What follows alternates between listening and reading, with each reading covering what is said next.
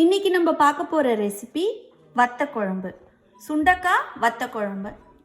இதை நம்ம செய்யலாம் வாங்க. இந்த லெமன் சைஸ், சின்ன லெமன் சைஸு புளியை எடுத்துக்கோங்க. அதை இப்போது சுடு தண்ணி ஊற்றி ஒரு அரை ஹவர் ஊற வச்சுக்கலாம். ஊற வச்சிட்டோன்னா நம்ம அதுலேருந்து சாறு எடுக்க ஈஸியாக இருக்கும். வத்த குழம்பு செய்கிறதுக்கு ஒரு மீடியம் சைஸ் வெங்காயத்தை எடுத்துகிட்டு அதை நல்லா பொடியாக கட் பண்ணி வச்சுக்கோங்க. அதுக்கப்புறமா ஒரு மீடியம் சைஸ் தக்காளி அதையும் எடுத்து நல்லா கட் பண்ணி வச்சுக்கோங்க. ஒரு 1/4 கப் காஞ்ச சுண்டக்காய், பூண்டு ஒரு 2 பல்லு கட் பண்ணி வச்சுக்கோங்க. கொஞ்சம் கருவேப்பிலை, ஒரு காஞ்ச மிளகா, 1/2 ஸ்பூன் மஞ்சத்தூள், 1/2 ஸ்பூன் மிளகாய்த்தூள், 1/2 ஸ்பூன் தனியாத்தூள், 1 ஸ்பூன் சாம்பார் பொடி, கொஞ்சம் அதுக்கு தேவையான கல்லுப்பு, 1 ஸ்பூன் வெள்ளைப்பொடி.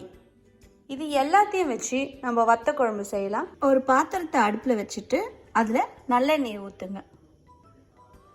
நல்லெண்ணெய் வச்சு நம்ம வத்த குழம்பு செஞ்சால் ரொம்ப டேஸ்ட்டாக இருக்கும்.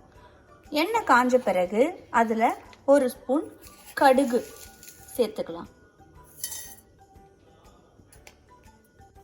கடுகு சேர்த்த பிறகு அதில் கொஞ்சம் வெந்தயமும் சேர்த்துக்கோங்க. கடுகு நல்லா வெடிச்சிட்ருக்கு. இப்போ இதில் கிளி வச்சிருக்க மிளகாவையும் கருவேப்பிலையும் சேர்த்துக்கணும். இப்போ நம்ம வச்சிருக்க காஞ்ச சுண்டக்காவை இதில் சேர்த்துட்டு கொஞ்சம் 2 நிமிஷம் நல்லா வதக்கி எடுத்துக்கலாம்.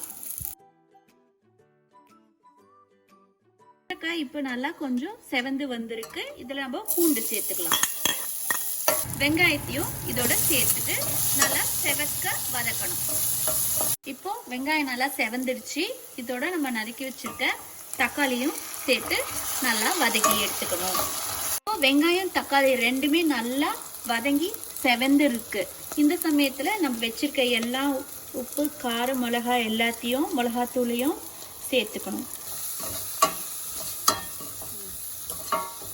ஊற வச்ச புளியை நல்லா கரைச்சி எடுத்துக்கணும். கரைச்சி எடுத்துட்டு அது இங்கே வச்சிருக்கிற வெங்காயம், தக்காளி, உப்பு, காரம் எல்லாம் போட்டு வதக்கி இருக்கும் அதில் ஊற்றிடணும்.